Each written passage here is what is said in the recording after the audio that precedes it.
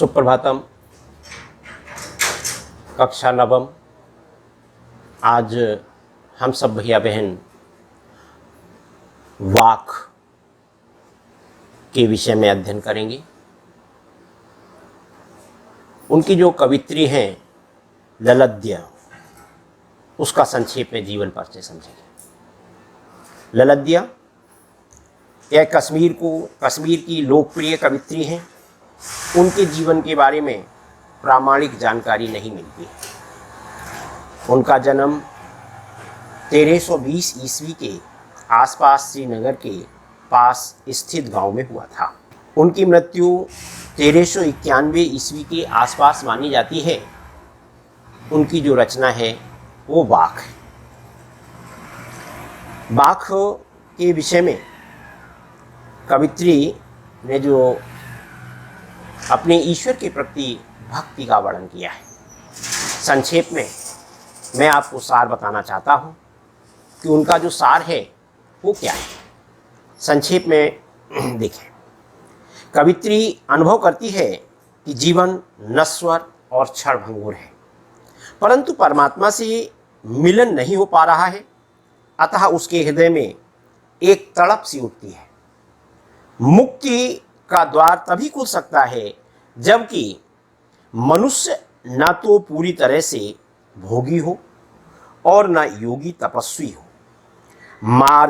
मध्यम मार्ग में ही मुक्ति मिल सकती है। हठ योग आदि साधना से उसे कुछ नहीं मिला। वह शिव तो घट घट में बसता है। वह हिंदू मुसलमान में भेद नहीं करता है। वह ज्ञानी है। ज्ञानी वही है जो स्वयं को पहचानता है और उसी के माध्यम से ईश्वर को भी जान पाता है। यहाँ अब आप पाठ को देखेंगे। पाठ में ये मैंने अभी आपको संक्षेप में इसकी समरी बताई थी। जैसे प्रतिपाद्य कविता का पूछा जाता है तो ये कविता का मैंने अभी आपको प्रतिपाद्य बताया था। इसी तरह से प्रतिपाद्य का मतलब संक्षेप में उसका सार लिखना। ये अभी सार को मैंने बताया। अब आप इसमें आप आगे पद देखेंगे। पद में पढ़ रहा हूँ उसको आप देखेंगे। यदि आप सबके पास किताब है तो आप किताब खोल लें और उसमें आप प्रत्येक पंक्ति का एक एक पंक्ति का भाव देखते जाएं कि आखिर इसका भाव क्या है। यहाँ पर भगवान शिव की आराधना की गई है और मोक्ष के लिए कामना की गई है। यहाँ भक्ति भाव की कामना की गई है। तो इसलिए जो भक्ति की है वो उसने किसको क्या मान करके किया है, जीवात्मा परमात्मा को जोड़ने का वर्णन किया गया है। तो वो आप देखेंगे कि जैसे कवित्री जो है किस प्रकार से वर्णन करती है कि रस्सी कच्चे धागे की खींच रही है नाव, और जाने कब सुन मेरी पुकार, करे देव भव सागर पार। पानी टपके कच्चे सकोरे, व्यर्थ प्रयास हो रहे मेरे।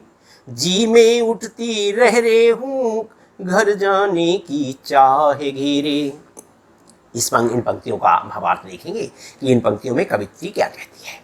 कवित्री कहती है कि रस्सी कच्चे धागे की, अर्थात रस्सी एक कच्चे धागे की बनी हुई है। खींच रही है नाव, जो नाव को खींच रही है वो नाव कैसी है, जीवन रूपी नाव। यानी वह जीवन कच्चे धागे की रस्सी के समान नश्वर है, जिसके सहारे मैं प्रभु भक्ति में भक्ति की नाव को खे रही हूं, अर्थात खींच रही हूं। जाने कब सुन मेरी पुकार, करे देव भव सागर पार। न जाने मेरे देव अर्थात शिव मेरी पुकार को, मेरी आवाज को, पुकार माने आवाज, मेरी आवाज को कब सुनेंगे और मुझे इस भव सागर से, भव माने संसार रूपी सागर से पार करेंगे। भगवान शंकर से यह आराधना कवित्री करती है और आगे कहती है कि पानी टपके कच्चे सकोरे, व्यर्थ प्रयास हो रहे मेरे। यहां पर सकोरा तो वैसे मिट्टी का बना हुआ होता है, उसको कहते हैं, लेकिन यहाँ जो सकोरे का प्रयोग किया गया है वो कच्चे धागे का बना हुआ रस्से से प्रयोग किया गया है। इसलिए यहाँ ध्यान रखना है कि सकोरा मिट्टी का बना हुआ होता है, लेकिन यहाँ सकोरे को एक रस्से के रूप में माना गया है। तो यहाँ कवित्री कहती है कि कच्चे धागे से बनी रस्सी पर पानी की एक एक बूंद नित्य गिर रही है। अर्थात समय बीतता जा रहा है, समय निकलता चला जा रहा है, और वो समय किसमें निकल रहा है कि व्यर्थ प्रयास हो रहे मेरा जो प्रयास है वो सब बेकार होता चला जा रहा है। जी मैं उठती रह रहे हूं घर जाने की चाह गिरे। अर्थात मृत्यु मेरी समीप आती जा रही है, प्रभु मिलन के सब प्रयास व्यर्थ होते चले जा रहे हैं। मेरे हृदय में रह रह करके तड़प उठती है, हूं कहते हैं तड़प को। मेरे हृदय में तो एक प्रभु के मिलने के लिए तड़प उठ रही है, और घर जाने की चाह घेरे। कब अपने प्रभु से मिलूंगी? अब मैं अपने घर अर्थात परम लोक में कब जाने पहुंचूंगी? इस प्रकार से वो कहती है कवित्री कि मुझे यह पता नहीं कि मैं अब प्रभु के पास कब पहुंचने वाली हूँ। इस प्रकार से वो भगवान शिव की आराधना कर रही है। भवसागर में कौन सा अलंकार है? ऐसे जैसे भवसागर में हमारे में रूपक अलंकार का प्रयोग किया गया है। भव से पार करना, अर्थात इस संसार रूपी सागर से पार करना, और पानी टपकने का आशय था जीवन रूपी रस्सी को गलाने वाला तत्व, अर्थात काल माने मृत्यु, यह उसका आशय है। अब हम दूसरे छंद को देखेंगे कि खाकर कुछ पाएगा नहीं, ना खाकर बनेगा अहंकारी, सम खा तभी होगा संभावी, खुलेगी साकल बंद द्वार की। यहाँ कवित्री वर्णन करते हुए कहती है कि खा खा कर कुछ पाएगा नहीं, कि हे मनुष्य तू सांसारिक भोगों में लीन मत हो। खा लीन मत होना, ये भोग में लीन हो जाना। खा करके तू इस संसार रूपी सागर में लीन मत हो। भोगों से कुछ प्राप्त नहीं होगा, न ही भोग के विरुद्ध त्याग और तपस्या का जीवन अपना। ना खा कर बनेगा अहंकारी, और यदि इसमें मन में अहंकार उत्पन्न हो गया तो तू कुछ नहीं कर पाएगा, ईश्वर को प्राप्त नहीं कर पाएगा। इसलिए हे मानव, तू भोग विलास को छोड़ और भगवान की भक्ति में लग, जिससे कि तुझे मुक्ति प्राप्त हो। अहंकार में मत लग। सम खा तभी होगा संभावी। संभावी कहते हैं समानता की भावना रखने वाला। सम माने होता है अंतःकरण और बाह्य इंद्रियों पर संयम। हे मानव, तू अपनी इंद्रियों पर उचित संयम रख। अब हमारी इंद्रियां कौन कौन सी हैं? 5 इंद्रियां बताई गई हैं, आंख, नाक, कान, जीभ और त्वचा।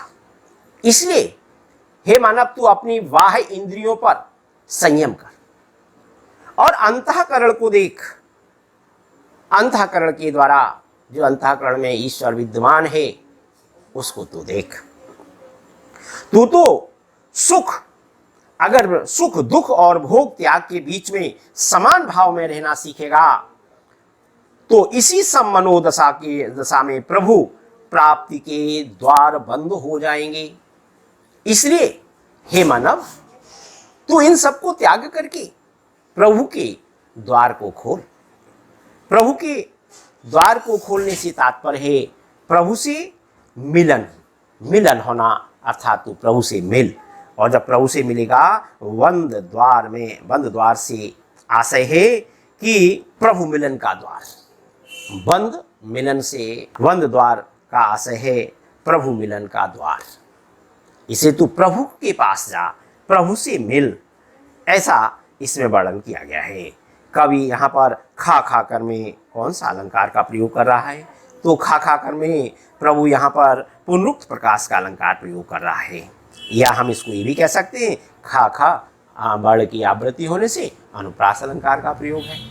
अनुप्रास अलंकार का ही ये भेद है, पुनरुक्त प्रकाश अलंकार, इसमें इसका प्रयोग किया गया है। यहाँ जो है, इसमें प्रभु प्रेम प्राप्त होगा, साधक का मन ईश्वर में लगा रहेगा। अगर ईश्वर प्राप्ति करनी है तो तू अपने मन को ईश्वर में लगा, अपने अंतःकरण को खोल, बाहर की इंद्रियों को बस में कर। इसका इसमें वर्णन किया गया है, मानव को यहाँ सचेत किया गया है। अगला छंद आप देखेंगे कि आई सीधी राह से गई न सीधी राह, सुसुम सेतु पर खड़ी थी बीत गया दिना, जय जेब टटोली कौड़ी न पाई, माझी को दूं क्या उतराई। पहले इस पद के हम शब्दार्थ देखेंगे। सुषुम सेतु का अर्थ होता है एक सुषुम्ना नाड़ी होती है जो इड़ा और पिंगला नाड़ी के मध्य में होती है। इन 3 नाड़ियां बताई गई हैं, इड़ा, सुषुम्ना और पिंगला। इड़ा और पिंगला की मध्य की नाड़ी को सुषुम्ना नाड़ी कहा गया है। यहां माझी, माझी माने होता है नाभिक, और यहां जो नाभिक कहा गया है वो ईश्वर को कहा गया है। तो भावार्थ में यहां कवित्री कहती है कि आई सीधी राह से गई न सीधी राह। मैं आई तो सीधी रास्ते पर थी, किंतु चल पड़ी अब उल्टी राह पर। आशय यह है कि कवित्री परमात्मा प्राप्ति के पथ पर ठीक ही आई थी, किंतु उसने गलती से हठ योग का मार्ग पकड़ लिया है। सुषुम सेतु पर खड़ी थी बीत गया दिना। कवित्री कहती है कि वह तो जीवन भर सुषुम्ना नाड़ी को साधने का प्रयास कर रही थी। सुषुम्ना नाड़ी कहते हैं कि जो इड़ा और पिंगला नाड़ी के मध्य की होती है उसे हम सुषुम्ना नाड़ी कहते हैं। मैं उसको प्रयास कर रही थी, कुंडली जागरण में लगी रही, अर्थात उसको जगाने में लगी रही। इसी में सारा जीवन हमारा बीत गया, अर्थात दिन इसी में निकलता चला गया, हमारा जीवन इसी में पूरा बीत गया। उसे दुख है कि अंत में जब उसने जेब को टटोला, जेब टटोली कौड़ी न पाई, माझी को दूं क्या उतराई। अर्थात उसने जब अपनी जेब टटोली तो उसमें कुछ भी उसे प्राप्त नहीं हुआ, सारा जीवन व्यर्थ हो गया। अब वह परमात्मा को जवाब देने योग्य भी नहीं है। अर्थात वह कहती है कि अब मैं जब शिव के पास जाऊंगी या परमात्मा के पास जाऊंगी तो उनको जाकर के क्या उतराई दूंगी। उतराई के नाम पर मेरे पास अब कुछ नहीं है, क्योंकि मैंने अपने जीवन को हठ योग में रह करके व्यतीत कर दिया है। अब मैं भगवान को कैसे प्राप्त करूंगी और उनको क्या दूंगी। सुषुम सेतु में अनुप्रास अलंकार का प्रयोग किया गया है, सावर्ण की यहाँ पर आवृत्ति हुई है। और जेब टटोलना में अभिप्राय है कि अपने जीवन की उपलब्धियों के बारे में विचार करना। इस प्रकार आप अगला आगे का चरण देखेंगे कि थल थल में बसता है शिव ही, भेद न कर क्या हिंदू मुसलमान, ज्ञानी है तो स्वयं को जान, वही है साहिब से पहचान। शिव कहते हैं कल्याण, अर्थात शिव माने परमात्मा। थल थल जगह जगह, स्थान स्थान पर, थल थल में बसता है शिव ही, अर्थात परमात्मा हर जगह निवास करता है। परमात्मा सबका कल्याण करता है, ईश्वर सबका कल्याण चाहता है। इसलिए हे मानव, तू यहाँ रह कर के हिंदू और मुसलमान का भेद मत कर, तू अपने आप को स्वयं को पहचान, क्योंकि ईश्वर तो केवल एक ही है। इसलिए अपने अंदर भेदभाव को मत फैला। ज्ञानी है तो स्वयं को जान। यदि तू सच्चा ज्ञानी है तो स्वयं को पहचान। ज्ञानी किसे कहते हैं? स्वयं को पहचान लेना ही ज्ञान है। वही ज्ञानी है जो अपने आप को पहचान लेता है, वही है साहिब से पहचान। जब वो अपने आप को पहचान लेता है तो साहिब माने ईश्वर को, अर्थात वह वहाँ तक पहुँच जाता है और आत्मा और परमात्मा को पहचान लेता है। आत्मा ही परमात्मा को जाना जा सकता है। इसलिए हे मानव, तू स्वयं अपने ईश्वर को पहचान। यहाँ पर इस प्रकार से जो वर्णन किया गया है, थल थल में यहाँ जो है पुनरुक्त प्रकाश अलंकार का प्रयोग किया गया है और शिव से तात्पर्य है भगवान से, अर्थात कल्याणकार से, कल्याण से भी इसका तात्पर्य है। तो इस प्रकार से जो हमने आपको ये बताया, सच्चा ज्ञानी कौन है? सच्चा ज्ञानी वही होता है जो स्वयं को पहचान लेता है। अर्थात सच्चा ज्ञानी के विषय में जो बताया गया है कि सच्चा ज्ञानी वही है जो अपनी आत्मा के बारे में जान ले।